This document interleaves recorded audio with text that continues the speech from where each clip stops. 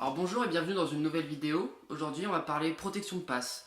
On va voir comment l'attaque fait pour protéger son quarterback. Le problème qu'on a, c'est qu'au début de chaque action, on ne peut pas vraiment savoir qui est-ce qui va venir pour mettre la protection sur le quarterback. Et donc pour ça, il est important de définir des règles de base, certaines protections, des types de protections, pour qu'on soit à l'abri pour tous les cas de figure. Donc on va tout de suite commencer par un premier type de protection qui est la méthode peut-être la plus facile, mais du coup, dès que c'est très facile, ça veut dire qu'il y a beaucoup de faiblesses, et on va le voir tout de suite après. Le premier type de protection qu'on va voir, ça va être un type de protection qu'on va dire de zone, et qu'on va appeler slide. Cette protection, la première protection, elle va s'appeler slide. On va tout de suite voir pourquoi ça s'appelle comme ça. On va pas dire aux joueurs, vous allez bloquer tel gars, tel gars, tel gars. On va dire, vous allez bloquer tel espace. Vous allez tous bloquer sur votre gauche ou sur votre droite. Donc là, on va partir du principe qu'on va aller vers la gauche. Pourquoi d'habitude on va aller vers la gauche? C'est parce que le quarterback, quand il est droitier, eh ben, il ne peut pas voir ce qu'il y a dans son dos. Donc il ne peut pas vraiment voir ce qu'il y a à sa gauche, à part s'il se retourne. Donc du coup, ce qu'on va vouloir faire, c'est protéger son côté où il ne peut pas voir, où il ne va pas pouvoir regarder si le défenseur il arrive. C'est pour ça que c'est très important de protéger son angle mort, ce qu'il ne peut pas voir. Donc par exemple, si on dit slide à gauche, ça veut dire que tous les linemen vont bloquer vers leur gauche. Et ce qu'on va dire aux linemen, c'est peu importe qui est-ce qui vient, mais il y a, par exemple lui là, il n'y a personne qui passe à ta gauche entre toi et le joueur à ta gauche. Il n'y a personne qui passe ici. Voilà, c'est ta responsabilité. Donc, là, on peut voir qu'il n'y a personne qui bloque à la droite, et ça va être la responsabilité du running back de venir et de fermer la ligne. Le running back, il va attaquer l'épaule extérieure du joueur en bout de ligne, comme ça, il n'y a personne qui va passer entre les deux, et il bloque toutes les menaces qui viennent à l'extérieur. Alors, le premier problème avec cette protection, elle est très facile à faire, mais il faut des joueurs qui soient très disciplinés. Faut qu'ils fassent attention. Par exemple, si vous avez un défenseur qui est ici, faut pas que lui, il se dise, il est en face de moi, je vais bloquer lui. Parce que si, au lieu de venir dans le trou qui est là, pour n'importe quelle raison, il va ici, il va de l'autre côté, et ben on va se retrouver. On va se retrouver avec un joueur qui, au lieu de suivre sa responsabilité, il va plutôt essayer de bloquer lui, et là on va avoir un trou béant entre les deux, et c'est-à-dire que n'importe quel joueur du deuxième rideau qui vient pour mettre la pression sur le quarterback, il n'aura personne pour le prendre. Et votre quarterback, eh ben, il va pas être content, puisqu'il va se faire arracher. Voilà. Donc ça, c'est une première faiblesse, et il faut des joueurs qui soient très disciplinés, qui fassent vraiment leur travail. On a un deuxième problème maintenant, c'est si on a deux joueurs qui viennent de l'extérieur. Pour prendre cet exemple, on va prendre l'exemple juste, on va dessiner sur le côté, une défense de type 33 stack, hein, juste ici, voilà. Si on a deux joueurs qui viennent dans le même trou, là, entre ces deux joueurs, à l'intérieur, c'est pas grave, parce qu'il n'y a pas l'espace pour que deux joueurs viennent. Ils vont forcément, les deux défenseurs, ils vont se gêner à un moment, ils vont rentrer l'un dans l'autre. À la limite, votre bloqueur, il bloque le premier qui rentre dans le deuxième. C'est pas un problème. Maintenant, admettons, lui, il vient ici. Lui, il met la pression par ici. Et lui, il met la pression par ici. On va être dans une situation où lui, il va devoir prendre lui. Lui, il va devoir prendre lui. Et lui, là, il va y avoir personne qui va le bloquer. Et contrairement à l'intérieur, il va avoir plein d'espace pour passer et pouvoir arriver sur le quarterback sans que personne ne l'ait bloqué. Le pire, c'est que si on est dans cette situation, dans cette exacte situation, le quarterback ne peut pas le voir parce que c'est dans son angle mort. Et donc là, vous avez un énorme problème.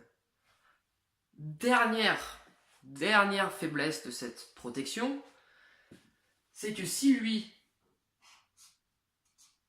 vous êtes dans cette situation-là, et que lui, il vient comme ça, vous allez vous retrouver avec un joueur, son métier, c'est de mettre la pression sur un quarterback. C'est à ça qu'on l'entraîne tous les jours. Et il va être face à un running back pour lequel c'est pas forcément sa spécialité. Il y a des running backs qui sont excellents pour bloquer, mais il y en a d'autres qui ne le sont pas. Et si vous êtes dans cette situation, vous avez un running back qui est un peu moyen face à un joueur pour lequel c'est son métier de faire ça, et ben votre 1 contre 1 là, il vous est très largement défavorable. Donc cette protection, elle est extrêmement simple. Tout le monde bloque à sa gauche, il n'y a pas de problème. Mais comme on a vu, il y a 3 faiblesses. Il faut être discipliné. 2 joueurs qui viennent à l'extérieur, il y en a forcément un qui n'est pas bloqué. Et enfin, vous pouvez avoir un 1 contre 1 avec le running back et le lineman pour qui c'est pas très favorable. Maintenant, on va voir du coup. Alors, avant de passer à la deuxième, pourquoi on appelle ça slide? Slide, ça veut dire glisser. En fait, c'est parce que toute la ligne, elle va glisser d'un côté. Voilà, ils vont tous aller vers la gauche. Donc, si vous dites slide gauche, vous avez un autre nom pour dire ça. Par exemple gris, parce que gris ça commence par gauche, enfin ça commence par G, et donc G ça veut dire gauche, et ben vous avez toute votre ligne qui va glisser vers la gauche. Et si c'est vers la droite, vous pouvez par exemple dire rouge, puisque ça commence par R, right, à droite. Donc ça après vous l'appelez comme vous voulez, mais slide parce qu'il y a toute la ligne qui va glisser. Donc voilà, on a vu qu'il y avait beaucoup de faiblesses, donc du coup on va voir un deuxième style. Le deuxième style, alors le premier on a dit que c'était 2 zones. Et ben le deuxième type de protection, ça va être un type de protection qu'on va dire homme à homme. Donc maintenant, ce qu'on va voir, c'est une protection donc, de type man to man. C'est-à-dire chaque joueur va avoir un joueur à bloquer. Donc j'ai dessiné une 34 en haut et une 43. Non, une 43 en haut et une 34 en bas. Donc du coup, on va voir comment ça marche. Donc le job du coach, c'est de dire quand on va être en man to man, en homme pour homme, homme à homme, on va devoir identifier avant, si on se joue face à une 43, vous allez faire comme ça, face à une 34, vous allez faire comme ça. Par exemple, face à une 43, on peut dire, si on a ce rond là, toi, tu vas bloquer lui, toi, tu vas bloquer lui, lui et lui. Donc on a 4 mecs pour ces 4 mecs là, et lui on lui dit, tu bloques lui s'il vient, si lui vient mettre la pression, c'est toi qui l'as. Voilà. Si il vient pas, bah tu vas aider ton centre à bloquer le joueur qui est là. Voilà, tout simplement. Maintenant, le problème, c'est qu'on a 2 joueurs pour qui on a personne pour bloquer. On a celui-là et celui-là. Bah là, ça va être le job du running back, justement. Et le running back, il va avoir une responsabilité qu'on va appeler double read. Il va devoir lire 2 joueurs. Il va d'abord devoir lire lui et lui. De l'intérieur vers l'extérieur. Ce qu'il va faire, c'est que l'action va commencer. Il va regarder. Si lui vient, je le prends. Si lui vient, je le prends. Si lui, il vient pas, je regarde le 2. S'il vient, je le prends. Si les 2 viennent pas, eh ben, soit il va aider ses potes, hein, il va aider ses coéquipiers, soit il va partir et il va se rendre disponible pour recevoir une passe.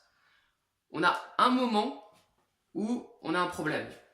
Si ces 2 joueurs viennent, en même temps, c'est-à-dire qu'il y en a un des 2 qui ne sera pas bloqué. Et c'est à ce moment-là qu'on va devoir introduire un nouveau terme, hot, chaud. Le quarterback, il est hot quand il sait qu'il y a un joueur qui ne va pas être bloqué. Qu'est-ce que ça veut dire? Ça veut dire que la balle, elle doit partir vite. Je ne peux pas rester là, attendre, parce qu'il y a un mec qui va venir et qui va forcément mettre la pression à un moment. Et c'est là maintenant qu'en tant que coach, vous devez aussi intégrer non seulement les bloqueurs, mais aussi les receveurs des passes dans vos protections de passes. Parce que maintenant, vous savez qu'il y a des situations où le quarterback va devoir lancer vite. Donc c'est à ces moments-là où les receveurs ils vont être super importants. Par exemple, si vous rajoutez un receveur qui est ici, eh ben, vous allez devoir appeler quand vous allez devoir appeler des actions, dès que vous avez dessiné vos actions, il faut vous dire, ok, si mon quarterback il est hot, il va lancer à tel receveur. Donc par exemple, ici lui, il peut faire ça et s'arrêter ici. Pourquoi? Si les 2 ils viennent, il n'y aura plus personne dans cette zone, et du coup le quarterback il peut l'envoyer là. Et donc le quarterback, ce qui va se passer, c'est qu'il va regarder, il va prendre la balle, s'il voit que les 2 joueurs ils viennent, et ben il sait qu'il doit l'envoyer à lui très court, enfin très rapidement. hop, il prend la balle et il l'envoie tout de suite. Voilà.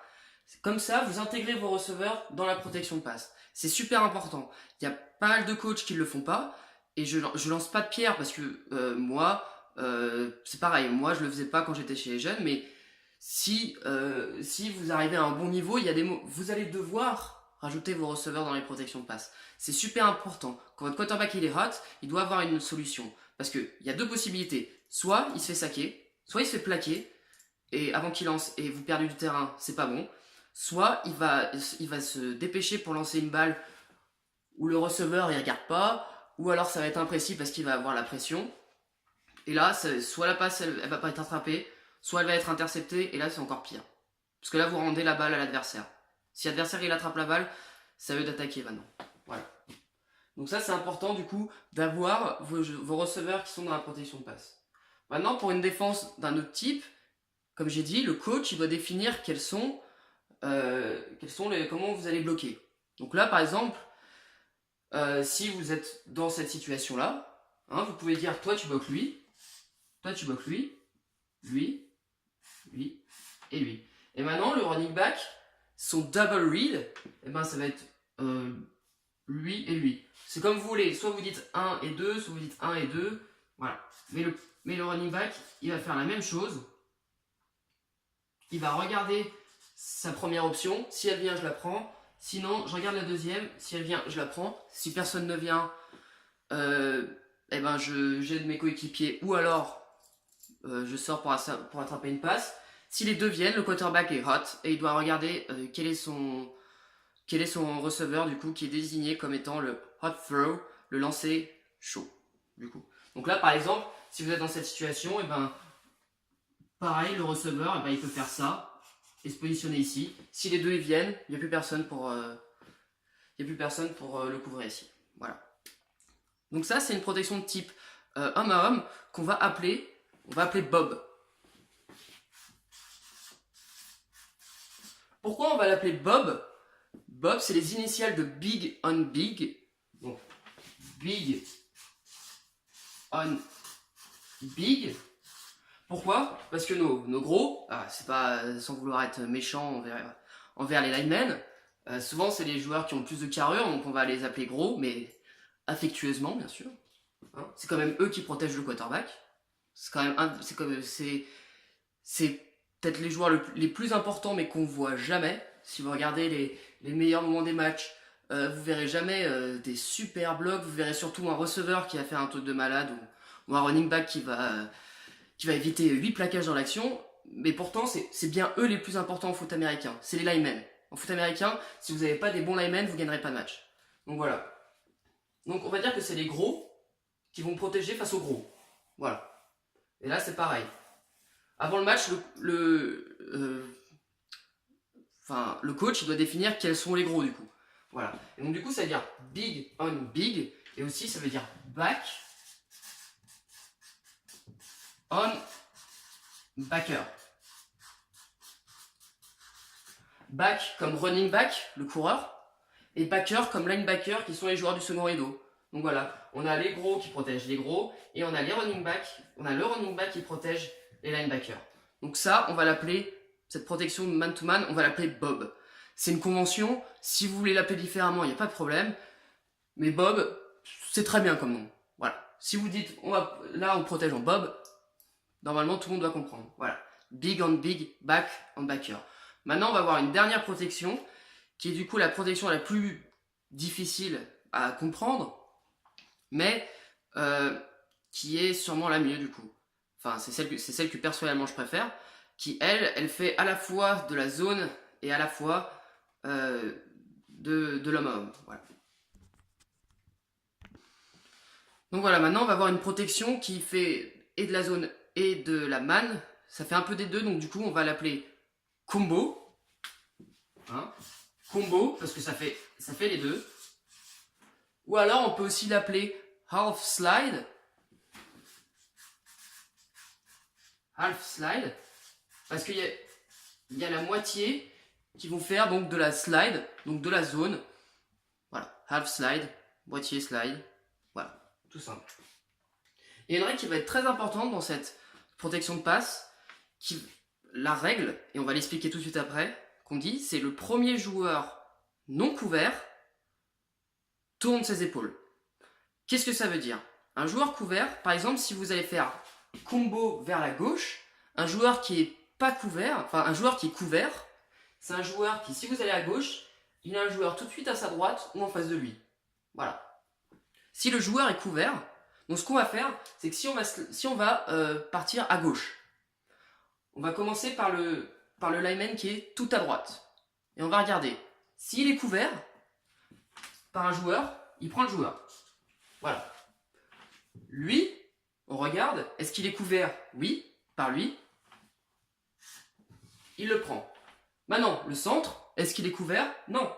On va à gauche et il a personne à sa droite. C'est lui qui va commencer à tourner ses épaules et donc à passer en slide. Donc, eux après, ils font ça. La situation dans laquelle on se retrouve, c'est-à-dire que lui bloque lui, et en fait, ces trois joueurs-là, ils slide, et plus ou moins ce qui va se passer, c'est qu'on va avoir ces trois-là contre ces trois joueurs-là. Voilà. Ces trois joueurs-là contre ces trois joueurs-là. Et donc du coup, on n'a plus que ces deux joueurs qui ne sont pas bloqués. Et là, on va faire exactement comme la manne. On va avoir le running back qui va faire double read, 1, 2. Toujours comme d'habitude. Si vous avez les deux qui viennent, le quarterback est hot. Et donc du coup, vous avez un receveur qui doit venir pour récupérer la balle. Donc, l'avantage que ça a, c'est que si vous avez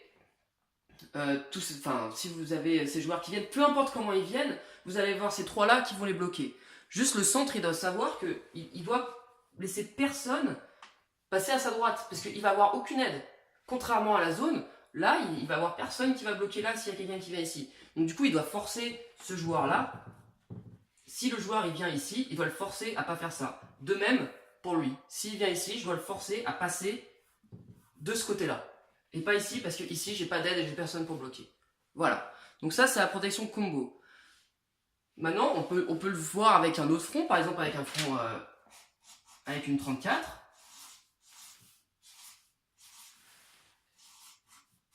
Et donc là, peu importe le front qu'on a, on a toujours la même règle.